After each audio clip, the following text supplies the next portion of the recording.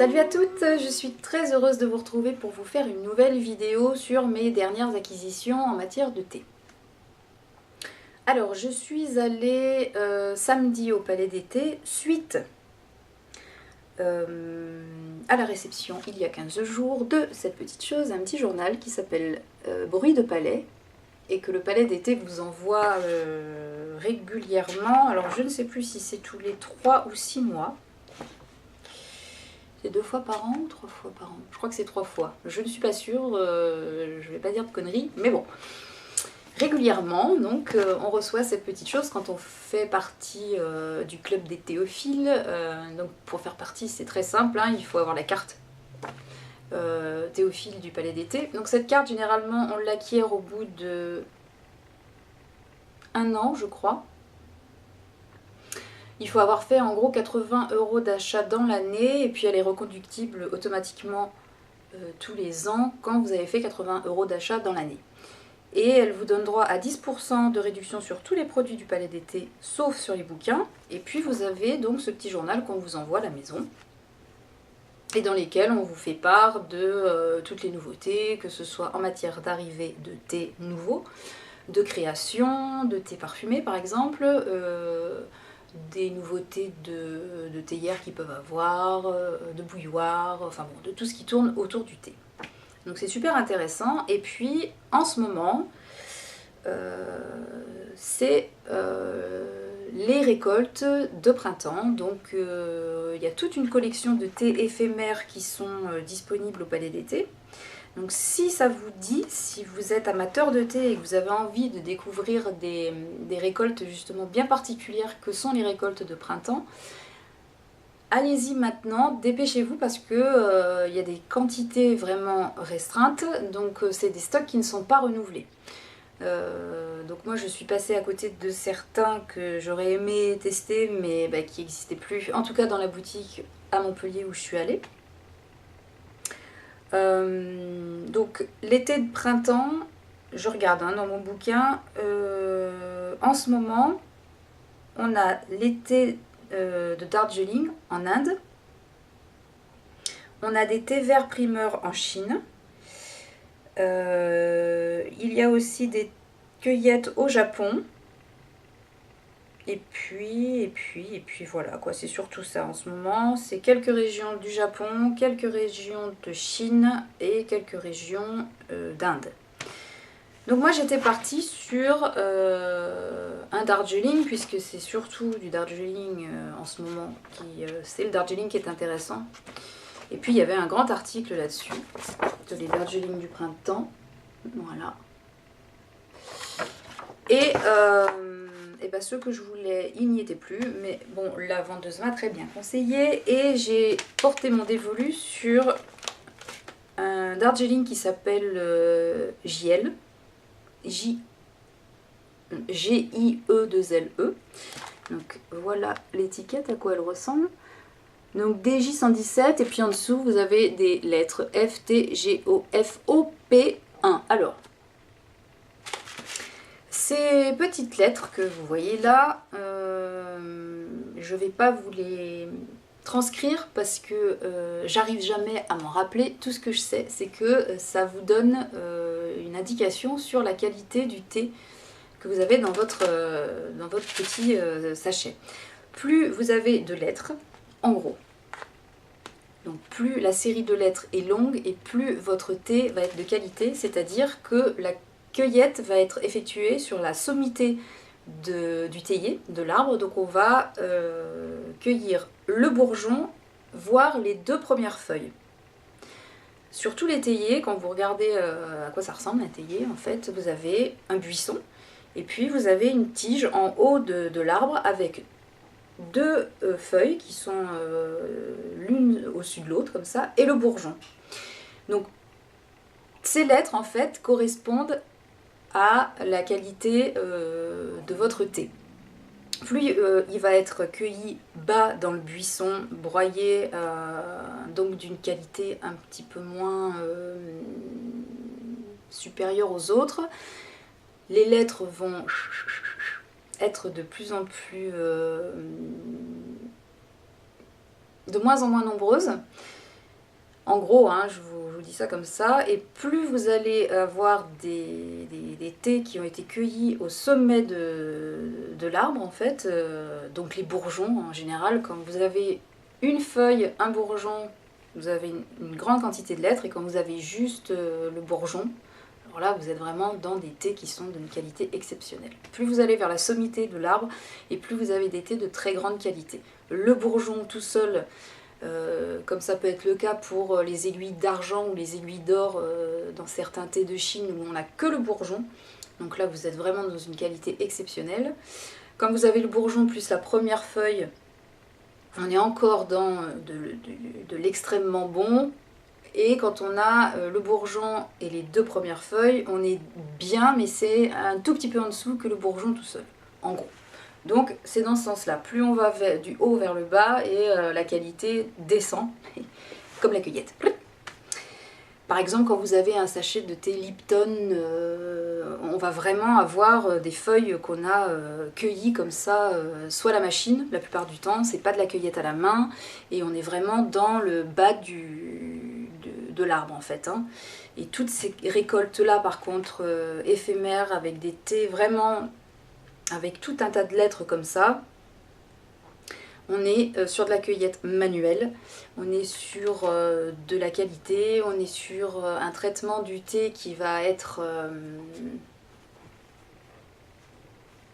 assez délicat, on va prendre beaucoup de soins dans le traitement des bourgeons qu'on aura cueillis. Et donc voilà, en gros, plus vous avez de lettres en dessous le nom de votre thé, et plus vous avez un thé de grande qualité. Voilà, j'espère que c'était clair pour vous. Si vous voulez, je vous referai, en me documentant un petit peu plus, une classification en gros des thés et exactement vous donner la signification de toutes ces lettres. Parce que je les connais en gros, mais si déjà que là c'était pas super clair, si je me lance dans le truc, on en a pour des plombes, et puis je suis pas sûre de ne pas vous dire des bêtises. Donc on va s'arrêter là pour le moment. Donc le giel, c'est le nom du jardin, là où poussent les théiers. Le DJ117, je crois que c'est le nom de la plantation exactement sur les quelques théiers où on a fait la récolte de Stella. Et puis en dessous, vous avez la qualité des feuilles. Avec les petites lettres là. Voilà. Donc ça c'est un thé vert qui a un goût plutôt végétal. Donc végétal, généralement non, pour les thés verts, excusez-moi pour le bruit, je suis désolée. Végétal pour moi, on est surtout sur des notes artichaut et épinards un petit peu. Vous voyez, laitue, épinards, artichaut, on est dans certains légumes verts qui ont une petite astringence comme ça. Celui-là n'est pas très astringent. Et derrière la note végétale comme ça, il y a quand même une petite note d'amande. Mais c'est un vrai bonheur de sentir ça. Enfin, il y en a qui vont trouver que ça sent le gazon, bêtement. Mais non, franchement, il faut s'habituer. Et au nez, déjà, on sent qu'il est exceptionnel, quoi. Vraiment. Donc je ne l'ai pas encore testé. Et là, ce que j'ai fait, comme c'est des récoltes comme ça, qui sont éphémères, c'est des thés qu'il faut consommer quand même rapidement. J'ai pris que 50 grammes, sachant en plus que c'est des thés qui coûtent assez cher. Donc celui-ci, il fait 23 € les 100 grammes, quand même. Donc j'en ai pris que 50 grammes. Sachant que vous avez certains Darjeeling, comme le Margaret's Hope par exemple, que vous retrouvez en série continue au Palais d'été, mais qui n'est pas là une récolte printanière, qui est une récolte qui se fait tout le temps. Mais le Margaret's Hope en récolte comme ça éphémère de printemps, il est à 50 € les 100 grammes. Donc là on est vraiment sur du très très très haut de gamme. Je pense qu'il a dû partir super vite. Et je ne sais même pas si je me serais laissé aller à 50 grammes, 25 € les 50 grammes de thé. Je ne sais pas si j'aurais passé le cap. Donc moi je suis quand même partie sur un milieu de gamme pour ce genre de collection. mais vous en avez tout un tas. Donc allez au Palais d'été, demandez aux vendeurs de vous expliquer un petit peu ce qu'ils ont comme récolte de Darjeeling. Et puis tester le Darjeeling, c'est un jardin. Moi, je suis très contente de ce Darjeeling que j'ai eu samedi. Et puis ben, je vous en donnerai des nouvelles quand je l'aurai goûté, forcément. Ensuite, j'ai voulu tester, celui-là aussi je l'ai vu dans le petit bouquin. C'est un thé qui vient d'une petite île qui est tout près de la Corée du Sud. C'est l'île de Jeju-do et qui fait un thé qui s'appelle Jeju-do Impérial. Voilà. Donc celui-ci, thé coréen, il a une étiquette rouge foncé. Voilà.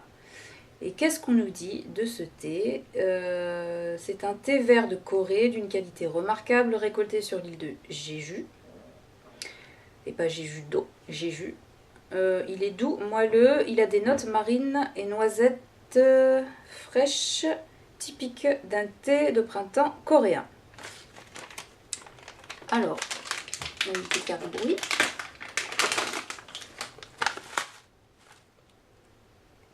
Donc là, on est plus, je trouve, dans du végétal cuit que pour le Darjeeling, on est vraiment dans du végétal cru. Hein. C'est très. Celui-là, il est beaucoup plus doux au niveau de la note végétale. Et la note marine, effectivement, elle est présente. La note iodée est bien présente. Donc au nez, après, au goût, je ne sais pas encore. Je ne l'ai pas encore testé non plus.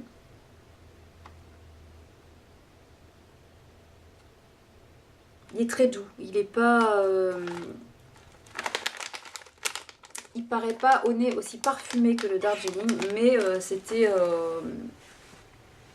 la curiosité en fait qui m'a fait acheter celui-ci parce que... Alors je l'ai pris en 50 grammes lui également parce qu'il est plutôt pas donné. Il est à...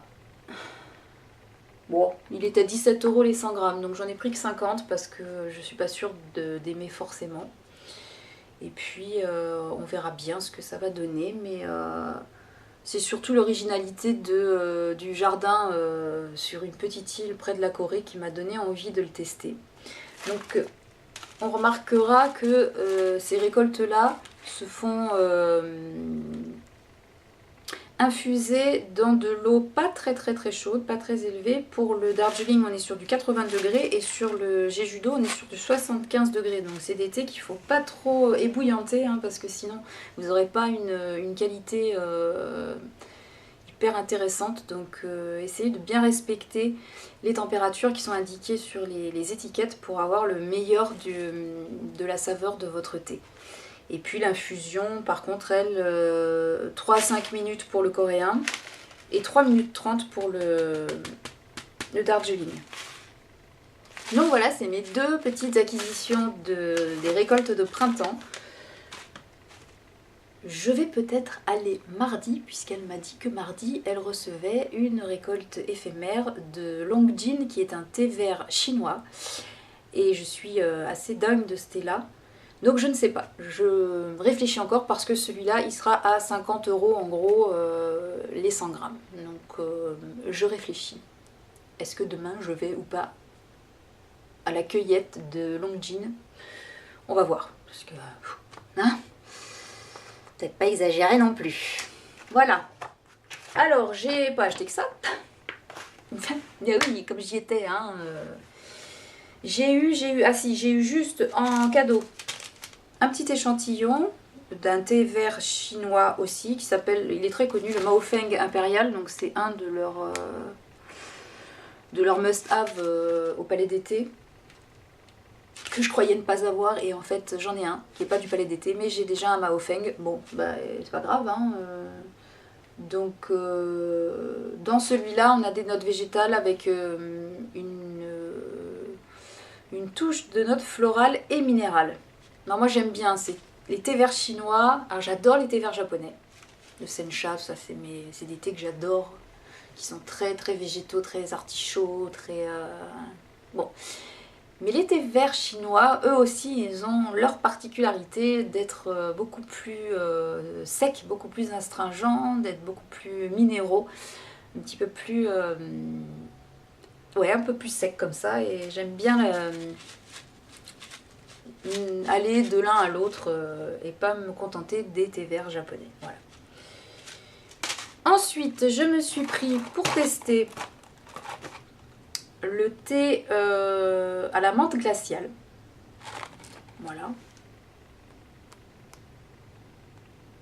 Parce que j'adore boire du thé vert à la menthe quand il fait chaud. Je le fais soit glacé, soit chaud.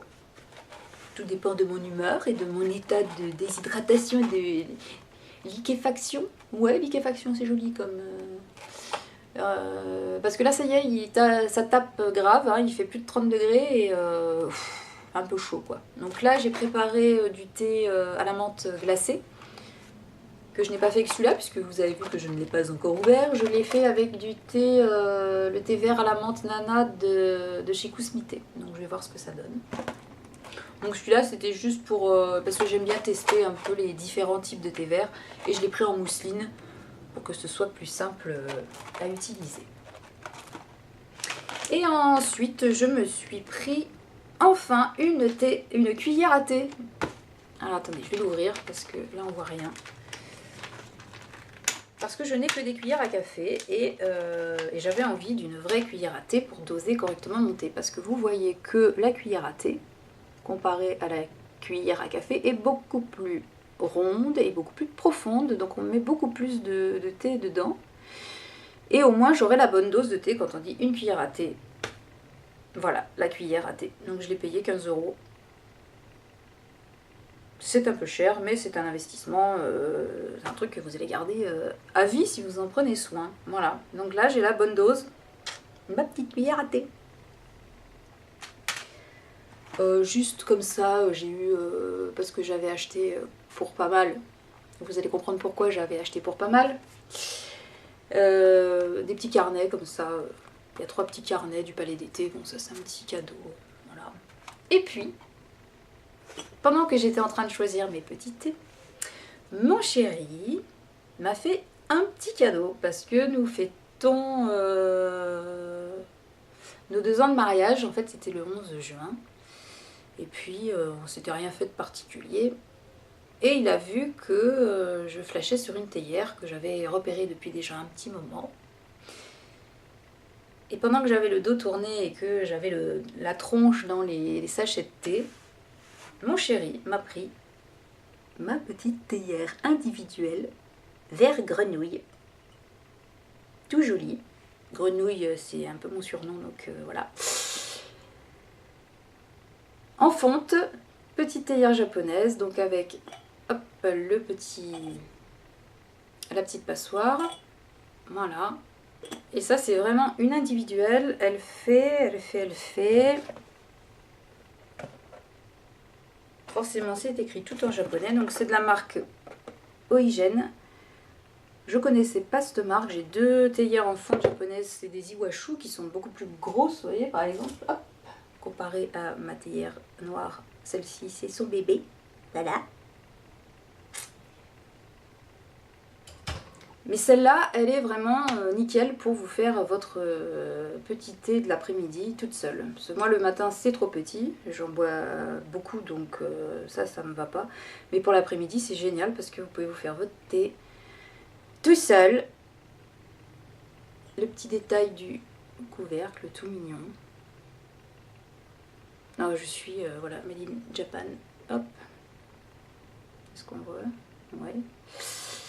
Voilà, je suis super contente qu'il m'ait offert ça. Je voulais juste voir si je trouvais la contenance de cette petite chose. Bon, je ne sais même pas si elle fait 50 ml, j'en sais rien du tout. Bon, bref, en tout cas, c'est pas grave. C'est juste une théière pour une personne qui tient dans ma main. Voilà, et je suis méga contente. C'est ma 8e. Et je pense que je m'arrêterai pas là. C'est une horreur. Je suis complètement accro aux théières et au thé et à tout ce qui va avec. Et voilà, ça c'était petit cadeau de chéri. Voilà. Je vais arrêter de vous la montrer hein, parce que ça va vous saouler à force. Mais je la trouve tellement mignonne. Voilà. Alors ils font les mêmes en plus grosses, hein, mais c'était mon petit cadeau de mon chéri pour notre anniversaire de mariage. Et bah c'est tout avec le palais d'été. Je vous ai tenu un bon moment quand même. J'espère que cette petite vidéo vous aura intéressé. Je vous donnerai mes avis sur tout ce que j'ai acheté là au fur et à mesure des mois et des semaines et des mois qui vont passer. Et puis je vous retrouve très bientôt pour une nouvelle vidéo sur un tout autre sujet. Ouais, peut-être. Voire peut-être encore une petite vidéo sur le thé. Oui, je suis en train de préparer ça. Donc il est possible que vous me revoyiez dans le même apparat pour vous refaire une vidéo sur le thé, mais d'une autre marque. Et puis voilà, bon bref, c'est intéressant, c'est pas grave. En tout cas, je vous fais de très gros bisous. Je vous dis encore merci pour tous vos abonnements, ça me fait hyper plaisir. J'espère que cette vidéo n'aura pas été trop cafouillie. Elle est un peu pour moi, mais j'espère que ça va donner quelque chose pour vous. Et n'hésitez pas à commenter en dessous. Dites-moi si vous testez Excusez-moi, j'y arrive plus. Si vous aussi vous testez les cueillettes printanières de thé ou automnales, enfin les collections éphémères, si ça vous parle et si ça vous dit quelque chose, dites-moi si ça vous intéresse une vidéo sur les types de thé et des explications un petit peu sur tout ce dont je vous ai parlé tout à l'heure, mais un peu plus en détail et un peu moins bordélique. Et voilà, et merci encore, et plein de gros bisous, et puis à très bientôt. Allez, ciao. Sèche tes pleurs, je ne partirai pas.